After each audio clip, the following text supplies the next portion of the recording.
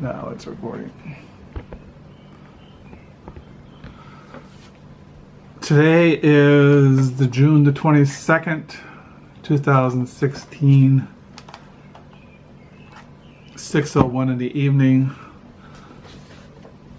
I was tagged last night. I was looking at booktubes, and TheDustyBookshelf, who I really enjoy watching her videos and her reviews, tagged me about the garden book tag. So since I'm got all the books I gathered this evening that for this tag, I might as well do it. First get the books over here.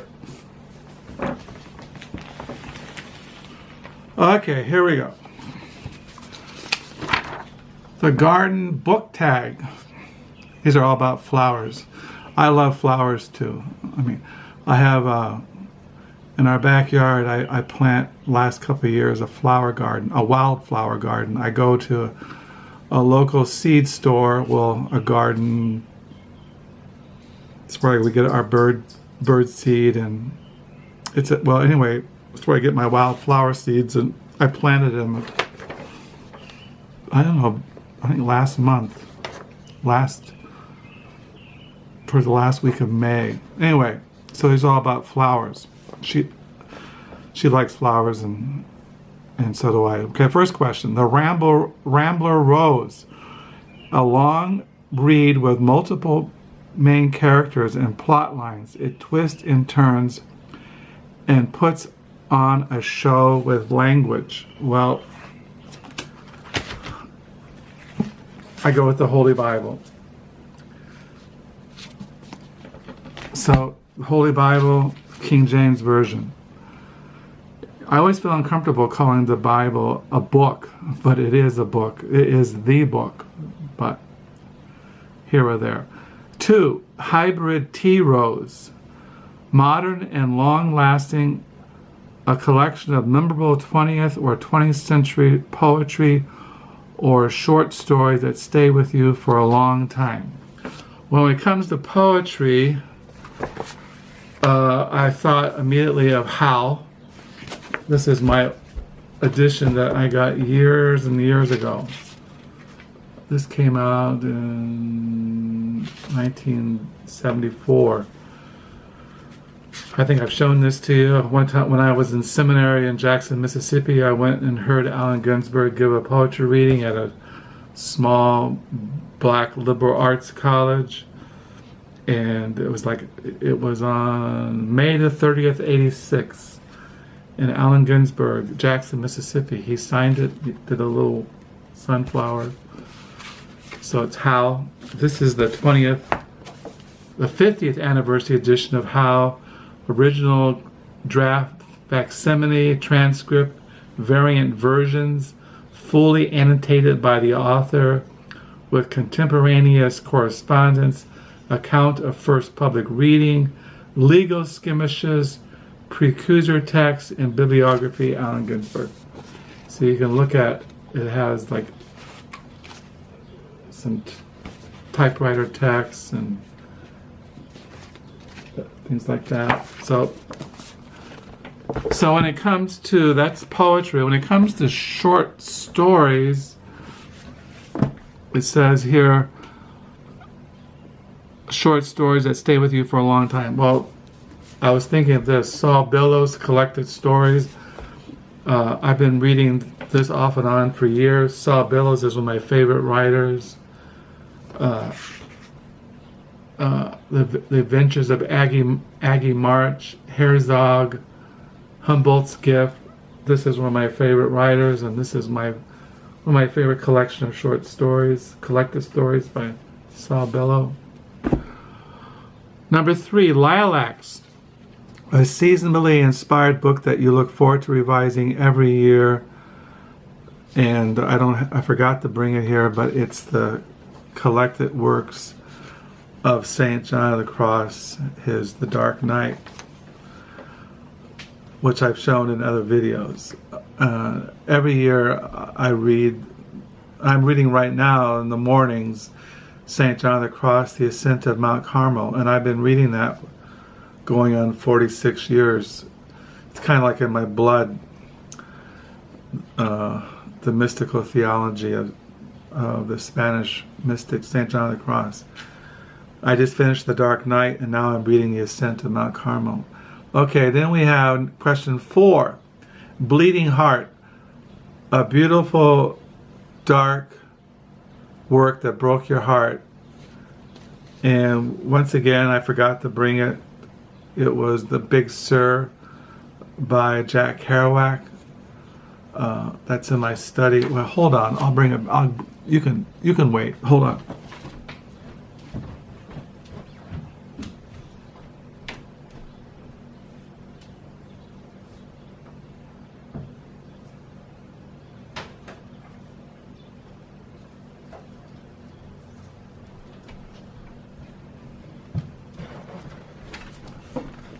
It's in my study. This is Big Sur.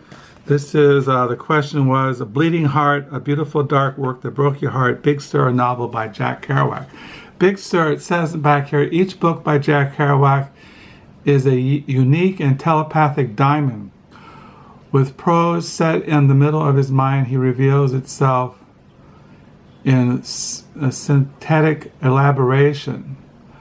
And then it goes down here, Big Sur, a humane, precise account of the extraordinary ravages of alcohol delirium tremens on Kerouac, a superior novelist who had strength to complete his poetic narrative, a task few scribes so inflicted have accomplished. Others crack up.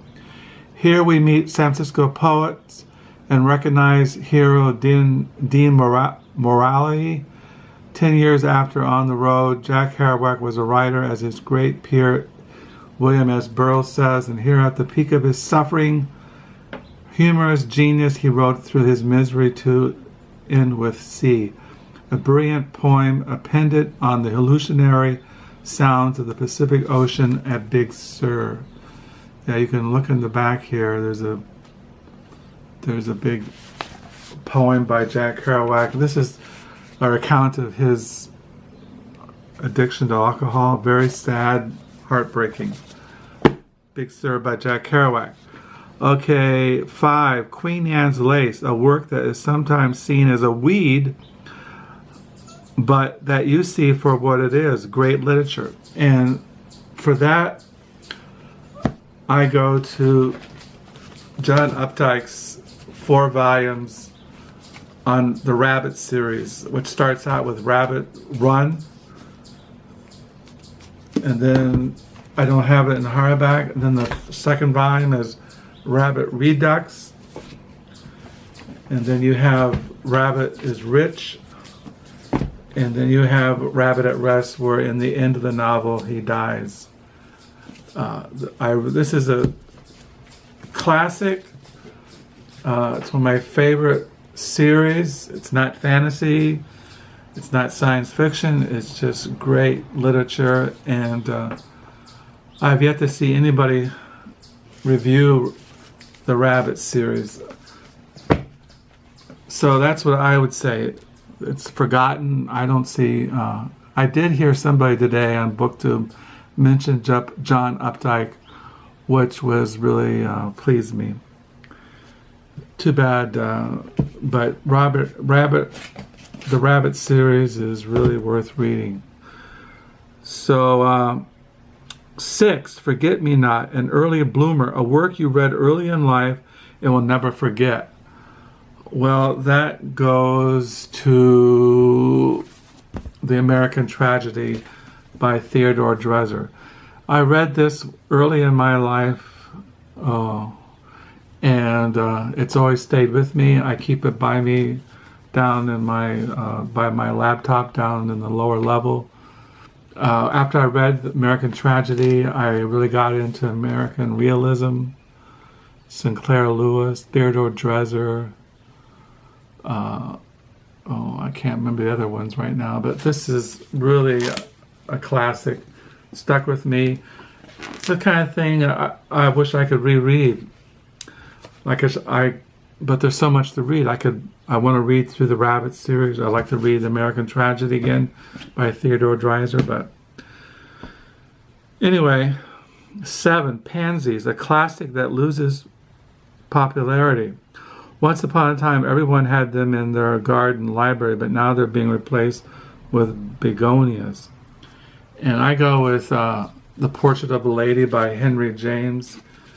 This is it's a classic. It's another book I want to reread. After I read The Portrait of a Lady, I think I've read a lot of Henry James over the years. I have a huge Henry James collection, short stories, literary studies, biographies, but Portrait of a Lady is one of my favorite all-time novels. Trillium, native to North America and some provinces. This is question number 8. Trillium, some provinces and states is illegal to pick these, a banned or a challenged book. And I go with that since I'm a Henry Miller fan, Tropic of Cancer. I read this a couple of years ago, and I don't know what the big deal was, but it's a banned book. I recommend this book. It's one of my favorite books. I have a huge Henry Miller collection, his books, literary studies, biographies. But I really enjoyed reading this one. It's called Renegade, Henry Miller and the Making of Tropic of Cancer by Frederick Turner. I recommend read this. It's a banned book, but also read this along with it. Can't go wrong. So Tropic of Cancer, I don't know, I really enjoyed reading it. I read it several years ago.